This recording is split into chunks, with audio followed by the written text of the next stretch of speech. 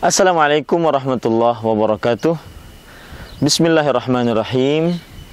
Alhamdulillahirabbil alamin wa sallallahu wasallam wa baraka ala abdihi wa rasulihi nabiyina Muhammad wa ala alihi wa sahbihi ajma'in.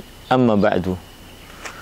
Para pemirsa yang dirahmati oleh Allah Subhanahu wa taala, di atas saya ada pohon kurma dan buah kurma.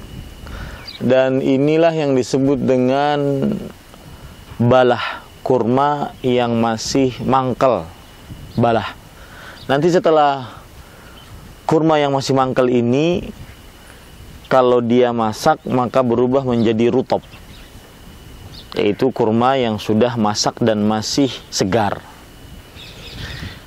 Melihat buah kurma dan pohon kurma ini, saya jadi teringat kisahnya Maryam alaihissalam.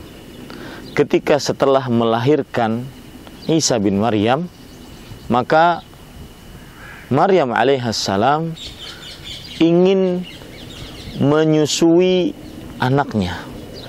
Otomatis beliau memerlukan asupan makanan dan minuman. Maka Allah Subhanahu wa ta'ala memerintahkan kepada Maryam agar jangan sedih. La tahzani.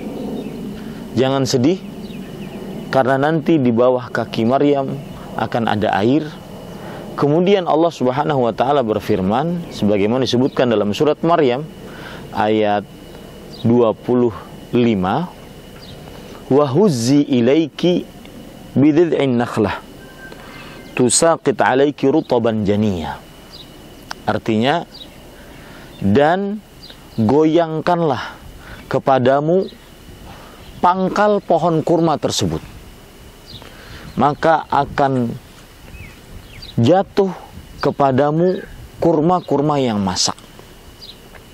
Pelajaran yang menarik dari cerita Maryam alaihissalam ini, yang pertama, para pemirsa sekalian, yakini baik-baik bahwa Allah Subhanahu wa ta'ala ketika menguji Anda dengan berbagai macam ujian, maka Allah tidak akan pernah menguji Anda di luar kemampuan Anda. Maka jangan pernah putus asa. La yukallifullahu nafsan illa wus'aha, sebagaimana disebutkan dalam surat Al-Baqarah. Allah tidak membebani seseorang kecuali sesuai dengan kemampuannya. Sebagaimana Maryam tidak dibebani dengan mendapatkan anak tanpa suami, tetapi itu sesuai dengan kemampuan Maryam pada saat itu. Pelajaran yang kedua yang kita bisa ambil dari cerita ini adalah bahwa yakini baik-baik pula Allah setelah memberikan ujian, kesempitan, kesulitan, pasti ada kemudahan. Setelah kesulitan terbitlah kemudahan. Apa dalilnya? Yaitu Allah berfirman dalam surat Maryam, dalam surat At-Talaq ayat 7, sayaj'alullahu ba'da usrin yusra. Allah akan menjadikan setelah kesulitan pasti ada kemudahan. Yakini itu, maka tetaplah berusaha dan jangan pernah putus asa. Jangan pernah putus asa, apalagi sampai menuduh Allah tidak adil, menuduh Allah selalu menyengsarakan saya, dan semisalnya.